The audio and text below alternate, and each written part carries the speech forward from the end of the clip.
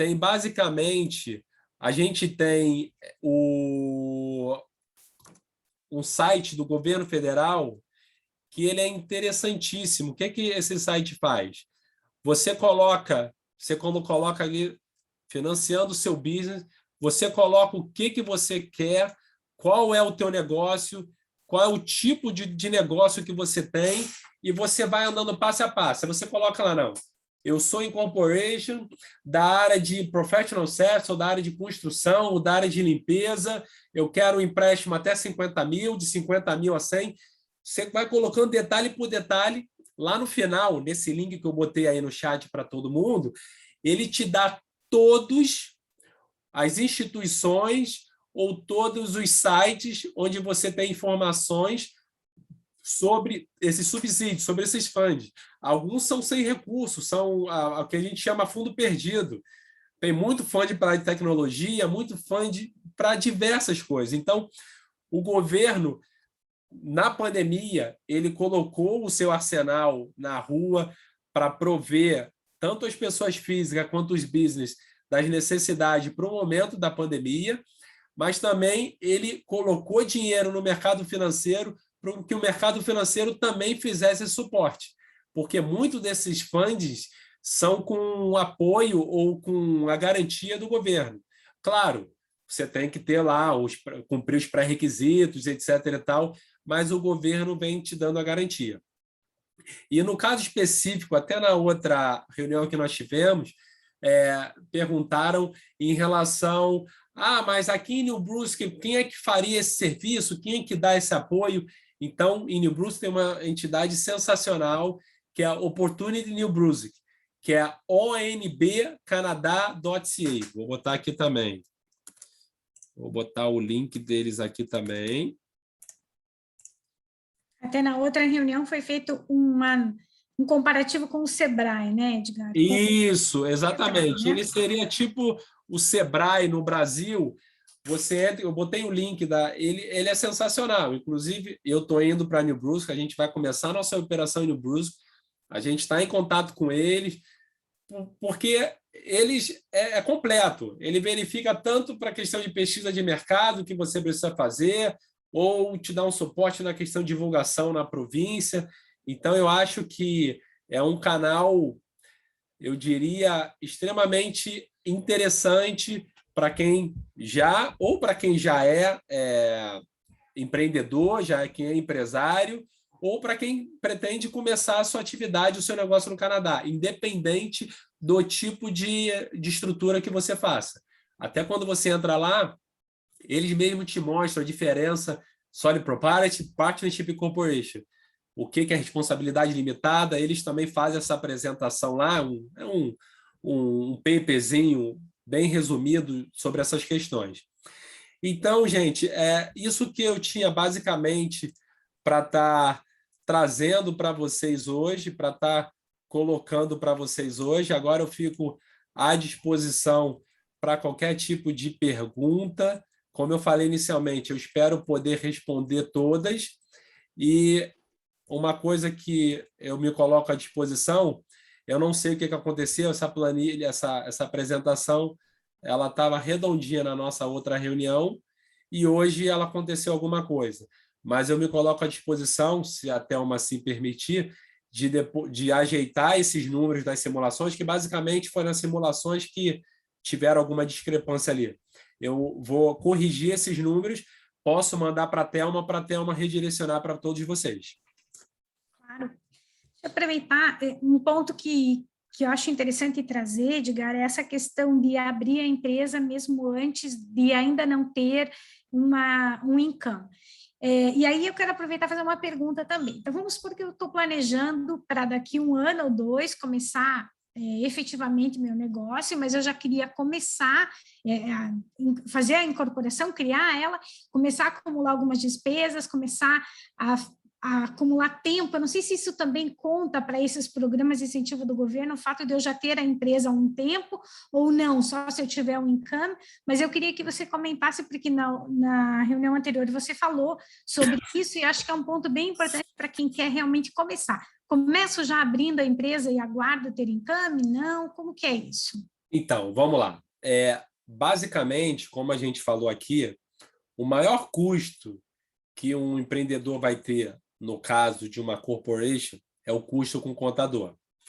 Então, normalmente, numa primeira reunião, quando o cliente fala, olha, vou abrir a empresa e eu não vou ter lucro. Eu tenho um cliente, um case bem interessante, ele falou, eu vou abrir a empresa, eu preciso abrir ela agora, mas eu só vou ter no quarto ano, vou ter 3 anos de prejuízo. Então, aí a MB Tech Solution, a gente dá uma, como eu digo, ajustada. A gente tenta aliviar o fluxo de caixa do cliente. Então, lógico, a gente coloca um custo mais palatável nesse início para que ele só tenha esse desembolso mais para frente, tendo visto que ele vai operar no prejuízo no início. Agora, respondendo objetivamente a tua pergunta, a tua colocação, basicamente, pode sim, e esse prejuízo acumulado, ele vai ser descontado no primeiro ano que você tiver lucro. Então, você vem tendo prejuízo, vamos chutar aqui números, 10 mil no primeiro ano, aí 15 mil no segundo, já 25. Aí no terceiro, mais 15 mil, 40 mil de prejuízo. Aí vem no quarto, tu dá um lucro de 40 mil, zerou. Zerou a conta. No quarto não vai pagar imposto, vai só para o quinto. Então, é interessante por esse lado, para você poder contabilizar a tua despesa e acumular esse prejuízo até você ter lucro. Agora, são duas visões. Você pode ter a visão, não vou ter essa despesa agora e vou tocando aqui e abro lá na frente. Não vou dizer que é certo nem errado, é uma decisão empresarial que tem que ser tomada. Ou vou abrir a empresa agora, vou acumulando esse prejuízo, faço um acordo interessante com o meu contador para eu conseguir adequar no meu fluxo de caixa, o custo contábil, até eu ter lucro. E quando eu tiver lucro, eu deduzo toda essa despesa que eu tive até agora. Particularmente, é claro que eu acho interessante a segunda opção, porque na primeira você perde despesa. Aí alguém pode me perguntar, mas não pode entrar com despesa pré-operacional? Pode, de até 1 ano para trás você pode, mais que 1 ano você, no caso de auditoria com o CRA pode mandar você estornar tudo e multar e etc e tal. Então, eu acho que são duas opções plausíveis de serem feitas. Eu, particularmente, não porque eu sou contador, com a Nemetec Solution, eu, como empresário, eu prefiro a segunda. Eu ir contabilizar essa despesa, porque senão eu estou gastando e não vou aproveitar esse meu gasto. Uhum. Vai se perder, depois lá na frente eu começo, e esse gasto todo que eu tive para trás, não aproveito ele? Então, eu acho que vale a pena, assim, você incorporar, nem que seja para operar no prejuízo por 1, 2, 3 anos, e aproveitar esse prejuízo lá na frente. No que diz respeito a esses programas de incentivo do governo, financiamento, você acha que isso tem algum impacto da empresa já ter algum tempo, mesmo que não acumulando lucro? Então, aí depende do programa. Cada programa tem a sua forma lá de analisar. É claro que os programas que ele tem lastro do governo, independe se você tem lucro ou não. Você só tem que se enquadrar nele. A questão de ter lucro é um detalhe. Porque a questão do lucro, se você mostra no teu business plan, se você fez um business plan, você mostra lá que já estava previsto operar com lucro, que isso só vai acontecer no quarto, terceiro, depois de algum tempo, então tá valendo. Agora, quando o programa ele é fundeado pelo governo, essa questão ela não é muito importante, mas você vai ter que se enquadrar em todos os itens lá de cada programa.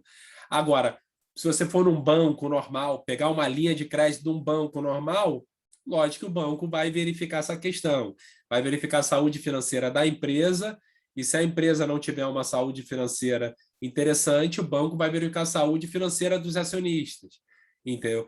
O banco quer emprestar, entendeu? Ele vai ter que se pegar em alguma garantia ali de que ele vai ter esse recurso de volta. Mas o banco é banco em qualquer lugar do mundo, seja no Brasil, no Canadá, claro, Brasil e Canadá, estamos falando de diferença de juros abissal. Mas o banco, ele quer te emprestar a um determinado juros e quer receber esse dinheiro de volta. Então, quando é lastreado pelo governo, isso fica bem mais fácil. Ok, obrigada. Alguém tem alguma pergunta? Eu tenho, Thelma. Eu dei uma viajada em alguns momentos, porque eu tenho um pouco de dificuldade com, com números, impostos e tal. Então, são perguntas meio diversas aqui. Não, vamos lá. Por exemplo, aqui a gente, para abrir a empresa, tenho que fazer o registro através do governo de New Brunswick, e eu também tenho que fazer algum registro junto ao Service Canada, ou é só um registro para o Service New Brunswick? Não, então vamos lá. Quando você faz um registro em New Brunswick, numa corporation, automaticamente o New Brunswick ele faz o registro junto ao CRA. Você falou Service Canada, mas eu acredito que você queria falar CRA, Canada Revenue Agency. Pode o Service ser. Canada é para questão, para emitir o SIN number, para ver questão de seguros, do employment insurance, etc. e tal. Então, em relação à empresa, quando você registra ela, uma corporation, automaticamente a própria província faz o registro junto ao governo federal e já te entrega esse registro pronto. Tá. E você, por exemplo, tem o custo da abertura da empresa. E você mencionou em algum momento que se não renovar em 5 anos, que cancela, né? Então, teoricamente, eu teria que renovar, sei lá, anualmente ou a cada 5 anos. E a cada renovação eu pago uma taxa, alguma coisa? Ou como funciona essa renovação?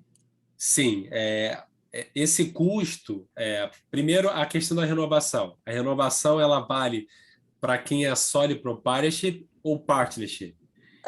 Que são as estruturas de empresa que, como eu falei, ela não tem personalidade jurídica, ou seja, vamos supor Edgar, eu sou uma sole proprietorship. O Edgar, a empresa Edgar. Essas duas figuras se confundem. Por isso que tanto o faturamento quanto a despesa dessa empresa ela é reportado no personal tax return da pessoa. Então, essas duas empresas, em 5 anos, se ela não for renovada, ela caduca automaticamente. Você tem que ser renovado de 5 em 5 anos e tem uma taxa assim que você paga, que o registro dessas duas empresas ela é provincial. Já uma corporation, o registro dela é federal. Apesar da jurisdição dela, no caso New Brunswick, sem New Brunswick, é um registro federal. Já a corporation, você não comentou especificamente, mas já para aproveitando, já a corporation ela não tem prazo para caducar, para renovar, não tem renovação. Ela tem as obrigações anuais que precisam ser feitas e, no caso, quer encerrar a corporation, tem que ser feita a dissolução. Tem que liquidar os ativos, liquidar o passivo. Após isso feito, solicitar autorização para o CRA para fazer essa dissolução. O CRA aprovando, aí continua a dissolução e finaliza a corporation. Entendi. Também tem custo. Tá. Aquela simulação que você mostrou do tax return, ela é anual, certo? Perfeito. E existe alguma coisa que deve ser feita mensalmente? Não, então vamos lá. Vamos falar agora de falar de personal tax. No que tange o personal tax, seja personal tax ou corporate tax, toda apuração ela é feita anual. O personal tax, o período de apuração é o ano calendário, que vai de 1º de janeiro a 31 de dezembro. Já o corporate tax, ele pode ser feito quando você incorpora. Vamos supor, hoje é dia 31, vamos amanhã. Você incorporou dia 1º de setembro. O mês de fechamento, que é o year end, ele vai ser definido no teu primeiro corporate tax. Então, você tem até 12 meses da incorporação para definir. Então, vamos lá.